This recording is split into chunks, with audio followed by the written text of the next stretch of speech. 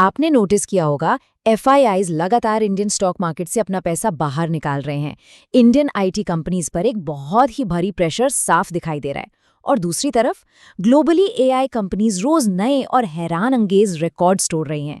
तो यहाँ सबसे बड़ा सवाल ये उठता है कि क्या इंडिया इस मैसिव एआई रेवोल्यूशन को मिस कर रहा है, या फिर क्या ये हम रिटेल इन्वेस्टर्स के लिए एक बहुत बड़ा छुपा हुआ अपॉर्चुनिटी है।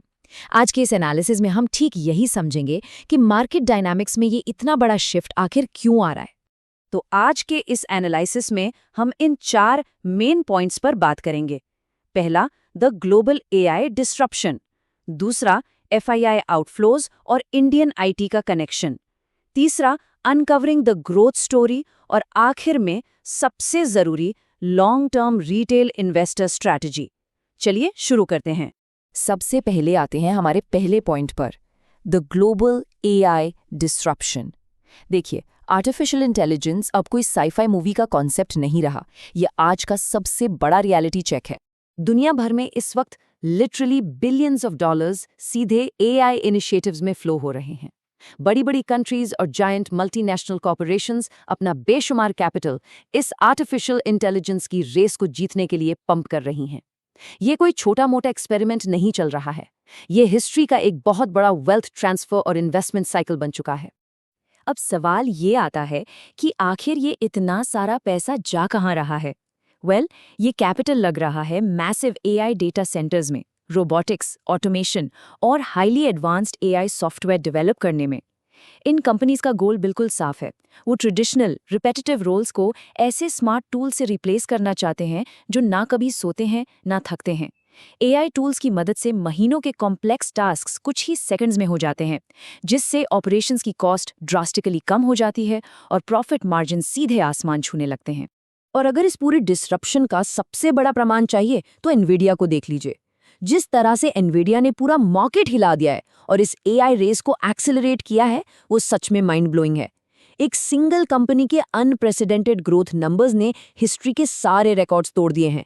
इसने ग्लोबल फाइनेंशियल लैंडस्केप को हमेशा के लिए बदल कर रख दिया है। ये आंकड़े हमें बहुत साफ इशारा दे रहे हैं कि टेक्नोलॉजी और कैपिटल का फ्यूचर एग्जैक्टली किस दिशा में जा रहा है। अब आते हैं दूसरे हिस्से पर, FII outflows and Indian IT. यहां हमें समझना होगा कि इस ग्लोबल एआई इन्वेस्टमेंट का सीधा असर हमारे इंडियन मार्केट्स पर कैसे और क्यों पड़ रहा है। जरा इस डिफरेंस को ध्यान से देखिए। एक तरफ है हमारा ट्रेडिशनल आईटी आउटसोर्सिंग, जिसमें ज्यादातर सर्विस बेस्ड और रेपिटेटिव वर्क होता है, जिसने पिछले कई सालों तक मार्केट पर राज किया। और ठीक इसके ऑपोजिट है नया एआई ऑटोमेशन, जो इनक्रेडिबली फास्ट है, हाईली इफिशिएंट है और ऑब्वियसली बहुत सस्ता भी है। जब एआई इन रेपिटेटिव कामों को इतने बेहतर और सस्ते ढंग से कर सकता है, तो फॉरेन इंस्टीट्यूशनल इन्वेस्टर्स यानी एफआईआईज का इंडियन आईटी की फ्यूचर ग्रोथ को लेकर घबराना बिल्कुल लाजमी है। दरअसल ग्लोबल इन्वेस्टर्स को अब डर लगने लगा है कि एआई की इस तेज रेस में यूएस और चाइना के मुकाबले इंडिया शायद थोड़ा पीछे छूट रहा है, स्पेशली हमारे कोर आईटी सेक्टर में। इस फियर ऑफ स्लोअर ग्रोथ की वजह से एफआईआईज बहुत कॉशियस हो गए हैं। वो इमर्जिंग मार्केट से अपना कैपिटल तेजी से बाहर निकाल रहे हैं और एग्जैक्टली यही डर उन्हें इंडियन मार्केट से अपना पैसा विड्रॉ करने पर मजबूर कर रहा है।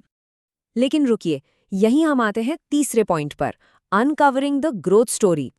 अब इस पैनिक वाले नैरेटिव से थोड़ा बाहर निकलते हैं और उस मैसिव ग्रोथ अपॉर्चुनिटी को देखते हैं जो ठीक हमारी आंखों के सामने बन रही है।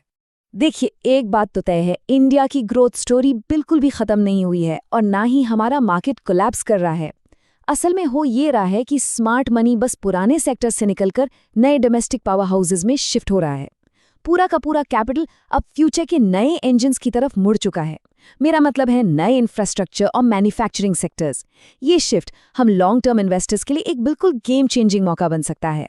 अगर हम ध्यान से देखें तो इस वक्त 3 स्पेसिफिक सेक्टर्स सबसे बड़ा बूम देख रहे हैं। पहला है defence. Make in India initiative और करंट ग्लोबल टेंशन्स के चलते एचएएल और बीईएल जैसी कंपनीज इन्वेस्टर्स की ऑल टाइम फेवरेट बन चुकी हैं। दूसरा सेक्टर है रेलवेज। यहाँ मॉडर्नाइजेशन पर मैसिव गवर्नमेंट स्पेंडिंग चल रही है, जिससे आईआरएफसी और आरवीएनएल जैसे स्टॉक्स जबरदस्त मोमेंटम में हैं। और तीसरा है मैन्युफैक्चरिंग। चाइना +1 पॉलिसी की वजह से ग्लोबल सप्लाई चेन्स तेजी से इंडिया शिफ्ट हो रही हैं, जिसका सीधा फायदा ब्रॉड मार्केट को मिल रहा है।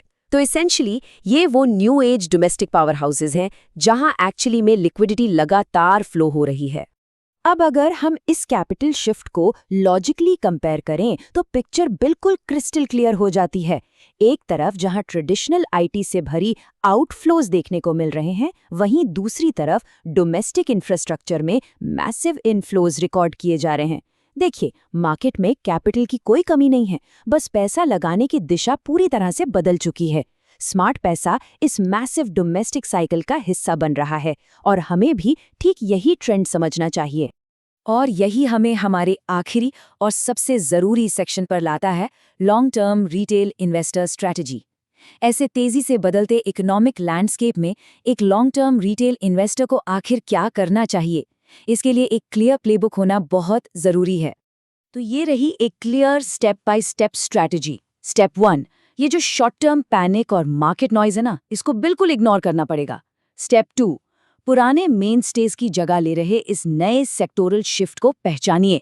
स्टेप 3, हमेशा स्ट्रॉन्ग फंडामेंटल्स पर ध्यान दीजिए। और सबसे important step 4, social media tips और अनवेरिफाइड रूमर से बच कर रहिए। यकीन मानिए, एक लेवल हेडेड और एनालिटिकल अप्रोच किसी भी सोशल मीडिया ड्रिवन पैनिक से लाख गुना बेहतर रिजल्ट देती है। जब हम फंडामेंटल्स पर फोकस करने की बात करते हैं तो कुछ क्राइटेरिया बिल्कुल नॉन नेगोशिएबल होते हैं। हमें ऐसी कंपनीज तलाशनी चाहिए जिनके फंडामेंटल्स एकदम बेडरॉक की तरह मजबूत हों, जिनके पीछे कॉन्क्रीट गवर्नमेंट सपोर्ट हो, बिल्कुल वैसे ही जैसे हमने डिफेंस और रेलवेज में देखा। और सबसे बड़ी बात, जिनका long term growth potential crystal clear हो। यही वो इंडिकेटर्स हैं जो इस रैपिडली चेंजिंग लैंडस्केप में फ्यूचर मार्केट विनर्स स्पॉट करने में मदद करेंगे।